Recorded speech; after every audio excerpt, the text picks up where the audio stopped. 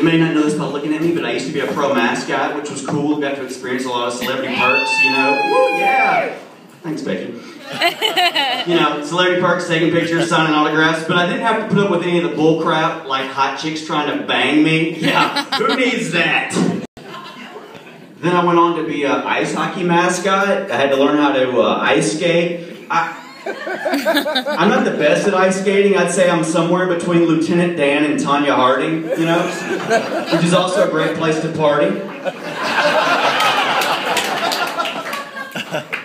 Mascot story in the news recently. There's a high school in Utah, and that high school wanted their school nickname to be the Cougars, but the school board shut it down because they said Cougars might be considered offensive to middle-aged women. There are plenty of mascots out there that could be considered offensive to middle-aged women. The 49ers, that's another term for gold digger. The Beavers, self-explanatory. And on every fourth Saturday, the Crimson Tide.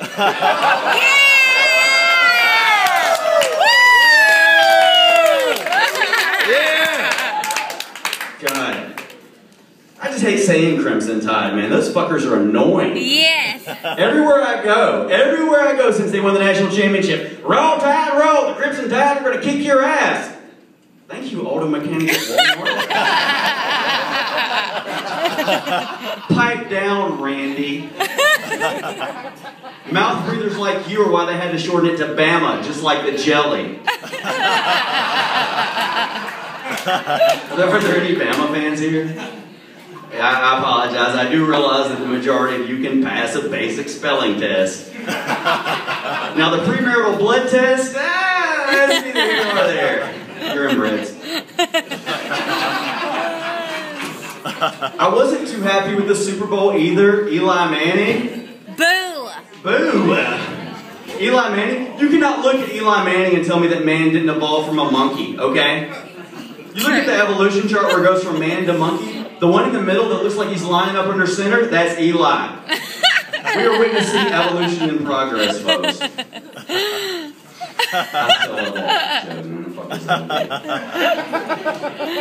Mississippi, good to be here in Mississippi, yeah. The hospitality state, or as I call it, Mississippi, we no longer use crystal meth to back up our currency. Yeah! I was scared I wasn't going to make it. On the way here, on 49, I almost hit a cow, and that would have been utterly ridiculous. Did somebody just move? We have a new beer law in the state. One of the provisions is you can now tour breweries, which scares me because I can't say the word brewery without sounding like I'm drunk off my ass, you know? Like, I'm scared I'm gonna leave and then I'm gonna get pulled over on the way home and be like, I didn't have a drop to drink, officer. We just took a tour of the brewery. The brewery. The brewery. Step off the car, put your hands behind the back. The brewery! Everybody drinking in here tonight? Everybody having a good time? Anybody getting Everybody in here's been drunk at one time or another. How drunk have you really been? Have you been drunk on a presidential level? On a presidential scale? Some of you are talking about that. Yes, brother. If you don't know what I'm talking about when I say presidential drunkenness, I'll give you some examples. The first level of presidential drunkenness is what I like to refer to as the George W. Bush phase. And in this phase, the words that are coming out of your mouth, well, they might make sense to you, but they just might not make sense to anybody else. I like a frozen margarita on the rocks, with a saltine cracker on the rim job.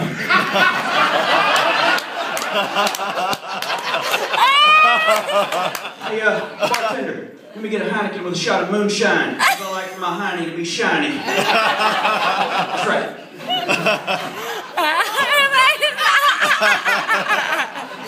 Then we have the Barack Obama phase. You're everybody's best friend. You buy drinks for the whole bar. You just put it on somebody else's tab.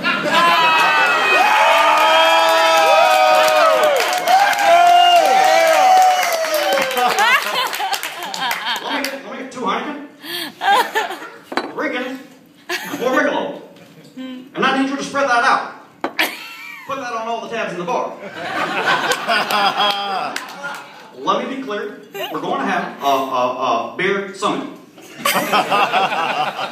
And last but not least, we have the Bill Clinton phase. You're drunk, you're horny, you're just trying to get some.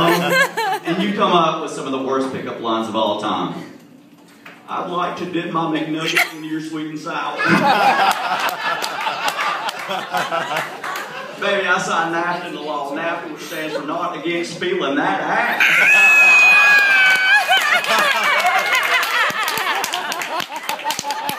Or anything else that starts with an F, if you know what I mean. Oh my God! That's right. Yeah. There's so much. It's like an obstacle course up here. So, I was back in Hattiesburg the other day and came up to a stoplight and saw one of my best friends across at the stoplight. And so I picked up my phone to call him, and this is what he does. He picks up his phone, looks at it, hits ignore, and then sets it right back down. So I did what anybody else would do in this situation. I slept with his wife. And he was not happy about that. But I was like, dude, I tried to call and ask for permission. Pick up the phone. So I've been married for 2 years. And when I was engaged, me and my wife, we said the same thing every other engaged couple says. Oh, I'm so happy I get to marry my best friend. That is the only time you can refer to your significant other as your best friend. Any other time, just doesn't sound right. Yeah, I took my best friend out to dinner, and I'm hoping to get lucky. Yeah, well, I just peed on my best friend in the shower. Well, my best friend just did it in the butt. Yeah.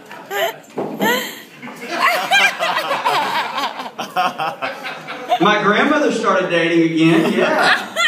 Hey, settle down, horned frogs, okay? Yay! Old people have their own dating language, their own dating terminology. It's different. It's a little easy, but it's different, okay? Instead of chubby chasers, they've got Walker stalkers.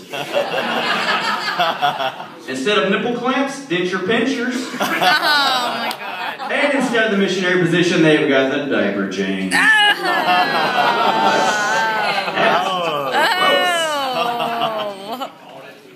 So, summer 2012 might be the gayest summer of all time. Yeah!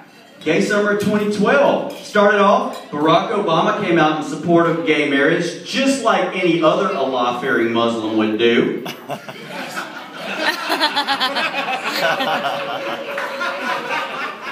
Anderson Cooper's gay. Why the sudden change in the direction of his erection? Could it be that the night before he came out of the closet, Magic Mike was released in theaters?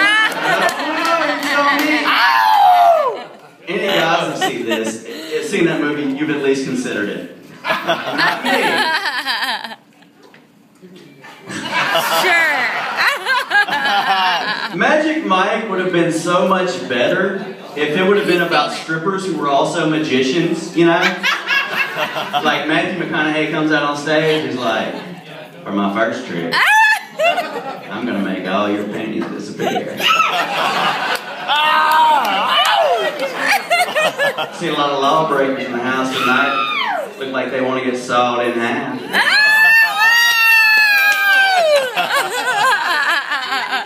Hey, anybody want to reach in this sack and try to pull out a rabbit? Yes! Well, I could if you did. All right, all right, all right. So, not too long ago, I took my brother Dusty with me. We went to an urban poetry jam. Yeah, white people, we went to an urban poetry jam. Yes. Sit down.